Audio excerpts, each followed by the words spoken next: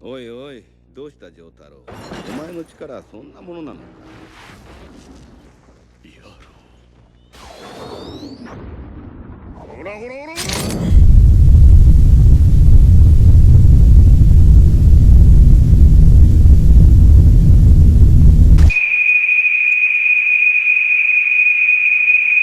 Go on.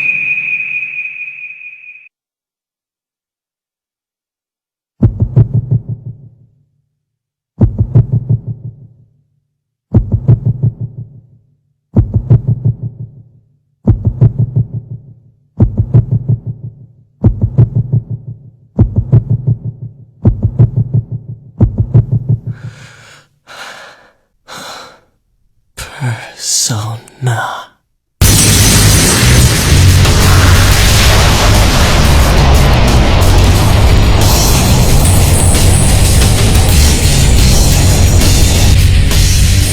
Thou art I, and I am thou. From the sea of thy soul I cometh. I am Orpheus, master of strings. You ever notice how similar JoJo's Bizarre Adventure and Persona are? Stands are eerily similar to what Personas are.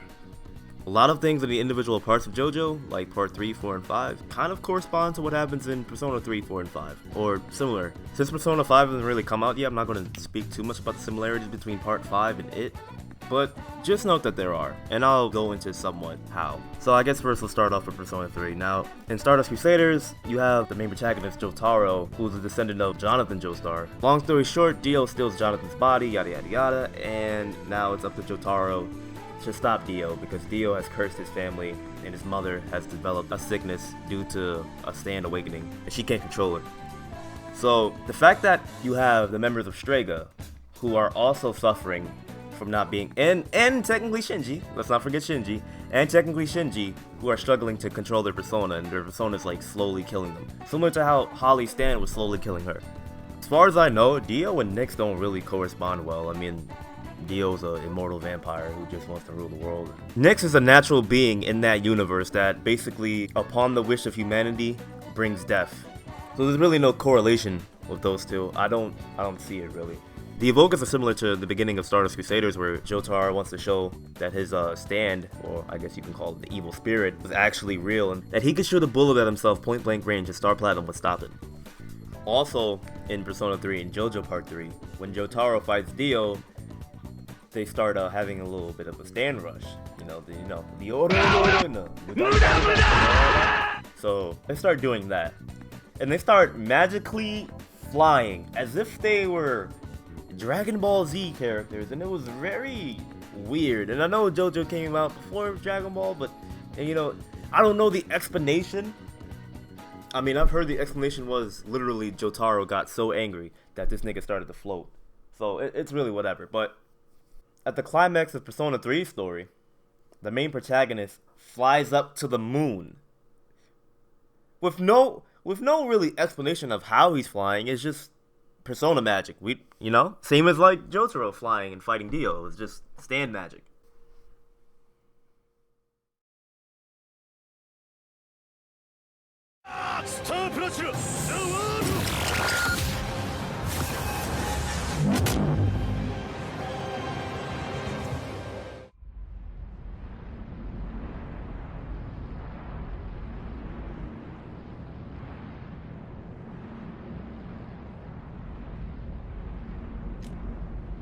Messiah!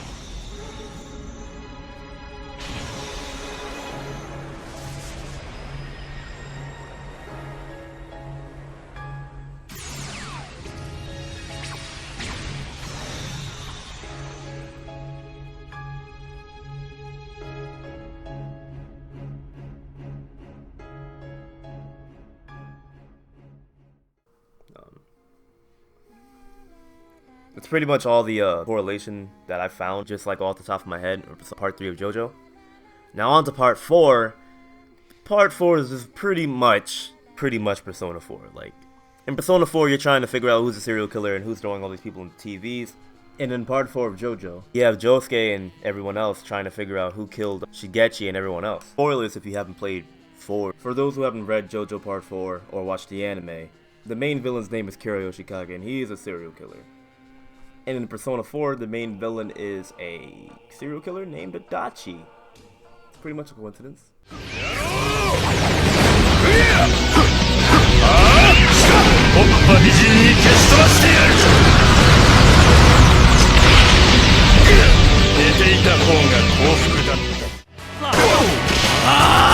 Like this! Rat by you. Unless he needs to be punished. This is basically me reaching for some references at this point. I thought it was kind of funny how in part 3 you had Polnareff, and he's a French guy, right? He's, he speaks a little French, you know what I mean? Like, oui, right? And Mitsuru Kirijo also speaks French. No! And then, hold on. I'm not done. What weapon, okay, hear me out. What weapon does Mitsuru use? A rapier, right? Okay. One-handed sword rapier. What weapon does Silver Chariot use? Oh my god! And then you have Fuka Yamagishi. Her persona doesn't directly fight. It's not a combat persona, similar to how Hermit Purple isn't a combat stand. It's mostly used to convey telepathic visions and being able to sense certain things. So I thought that was interesting. And in part 4, in Persona 4, you had this best friend dynamic between Josuke and Okuyasu and Yosuke and Narukami. Narukami and Josuke being the smarter ones, and Okuyasu and Yosuke being kind of dumb. Now, Yosuke isn't exactly dumb, but in the game, they point out that his grades in school aren't very, well, they're pretty bad.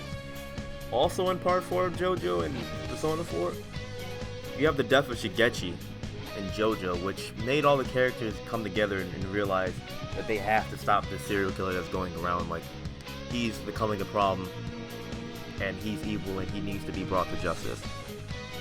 And similar in Persona 4, when Nanako died, everyone had that moment where they all just came together and they were pretty much almost about to kill Namatame. And lastly, in Persona 5, you have the Phantom Thieves, which are basically criminals. And in part 5, you have Passion, which are a gang of criminals? I'm pretty sure I missed a lot of other similarities, so in the comments, let's have a little discussion. Tell me what you found was similar between JoJo and Persona. With that being said, have a great day, guys, and I'll see you next video.